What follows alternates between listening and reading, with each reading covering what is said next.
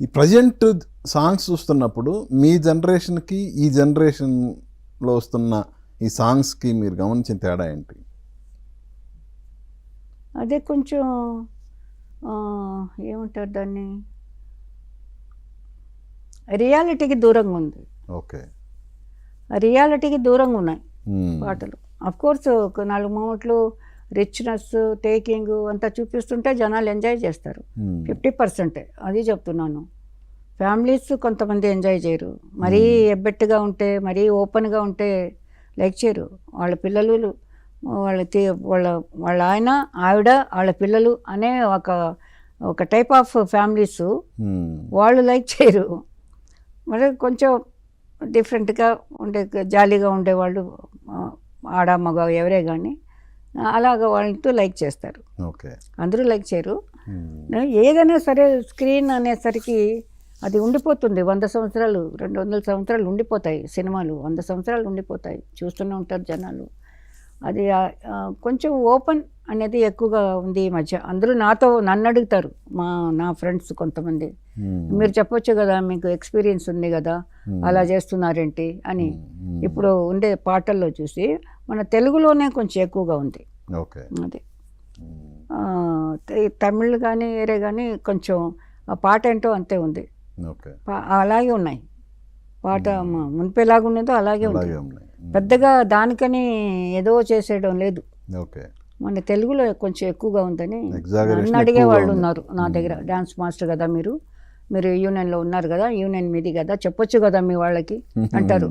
మంచి టీచర్స్ వాళ్ళు వీళ్ళు అలాంటి వాళ్ళు వచ్చి ఫ్రెండ్స్ ఉన్నారు నాకు. ఒక 20-30 మంది మంచి ఫ్రెండ్స్ ఉన్నారు. కాదు మేడం, ఇప్పుడు మీ కాలంలో అంటే ఆ డ్యాన్స్ నేర్చుకొని తపనతో వచ్చిన వాళ్ళు ఎక్కువ మంది. బట్ ఇప్పుడు కొంచెం ఈజీ అయిపోయింది కదా డ్యాన్స్ వైపు రావడం అనేది. ఈ రియాలిటీ షోస్, డ్యాన్స్ షోస్ వచ్చిన తర్వాత డ్యాన్సర్స్గా వాళ్ళ అసలు ఆ రియాలిటీ షోస్లో వాళ్ళు చేసే ఆ డ్యాన్స్ చూస్తుంటే నిజంగా చాలా ఆశ్చర్యం వేస్తుంది.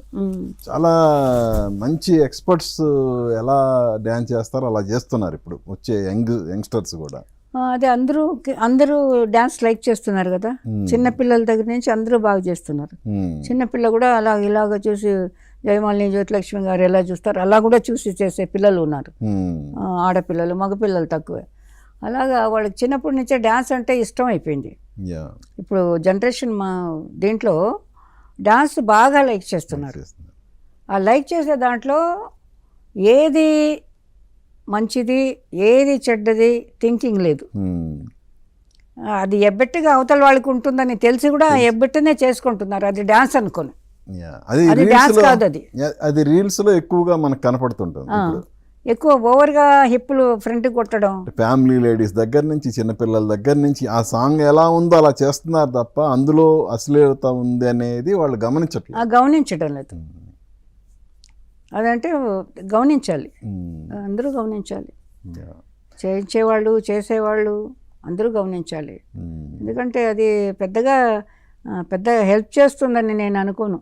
అలాంటి మూమెంట్లో ఏదో ఎవరో చేస్తే ఎప్పుడో ఒకసారి బాగుంటుంది, కానీ అదే పనిగా రోజు బిర్యానీ తినండి అంటే తింటామండి? తినాం కదా. సో ఫైనల్గా మనం ముగించబోయే ముందు చెప్పండి, మళ్ళీ తారా మాస్టర్కి అవకాశం వస్తే ఆర్ యు రెడీ?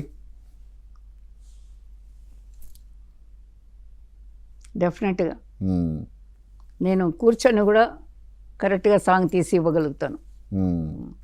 కూర్చొను, నేను ఇప్పుడు కూడా ఎక్సర్సైజ్లో ఉన్నాను, వాకింగ్లో 3 kilometers వాక్ చేస్తాను. ప్రజెంట్ ట్రెండ్ని కరెక్ట్గా ఫాలో అవుతున్నారా?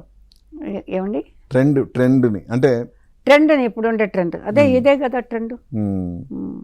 ఇది కొన్నిటికి వద్దనుకున్న ట్రెండ్ ఇప్పుడు అన్నిట్లో ఉంది. ఓకే. సో మనం అలాగే చేయాలి. చేస్తాం డెఫినెట్గా. అన్నీ ఇప్పుడు ఐటమ్ సాంగ్స్ కూడా నేను ఫేమస్. ఐటమ్ సాంగ్స్ చాలా ఫేమస్ నేను. అవునా? డిఫరెంట్గా. మీరు చేసినట్లో బాగా మీకు నచ్చిన ఐటమ్ సాంగ్ ఏది? చాలా ఉన్నాయి. ది బెస్ట్ అంటే ఏం చెప్తారు? సడన్గా జ్యోతిలక్ష్మి దగ్గర నుండి ఉన్నాయి, జయమాలిని, జ్యోతిలక్ష్మి చాలా ఉన్నాయి. చాలా సాంగ్స్లో ఉన్నాయి ఐటమ్ సాంగ్స్. ఫస్ట్ మూవీలోనే నేను అదే భావం ఎక్కువ, ఏడుపు, హీరోని ఏడిస్తే అలాగే ఏడవాలి, లేదంటే నవ్వుతే ఇలాగే నవ్వాలి. అదే డబుల్ మీనింగ్ ఇవి అప్పుడు కూడా ఉన్నాయి. నేను చేసేటప్పుడు నా ఫస్ట్ పిక్చర్లోనే డబుల్ మీనింగ్ లిరిక్స్ ఉన్నాయి. ఓకే. తమలపాకు తొడిమే 10,000 అని జయమాలినికి సాంగు. ఓకే. దాంట్లో నేను ఆ తమలపాకు లాగా అలా పెట్టి వేరేలాగా ఒక ఫింగర్ యాక్షన్ పెట్టి చేశాను. ఓకే. నాకే తెలియలే ఎందుకు చేశాను, ఎలా చేశాను. అప్పుడు ఇలా పిలిచారు డైరెక్టర్ గారు నన్ను, సో ప్రత్యేగాత్మ గారు, ఏమా ఫస్ట్ పిక్చరే కదా నువ్వు చేస్తున్నావు, ఎలా చూపించేస్తున్నావు అంటే యాక్షన్ అన్నాడు. ఏం సార్ అంటే అది బ్యాడ్గా ఉందమ్మా మాకు చెప్పేవాళ్ళు, బ్యాడ్గా ఉంది, వద్దు అలా చేయకూడదు. ఇప్పుడైతే సోలో సాంగ్కే ఒప్పుకోలేను. ఐటమ్ గర్ల్ లాగా జయమల్ని గారు చేసిన సాంగ్కే ఒప్పుకోలేదు.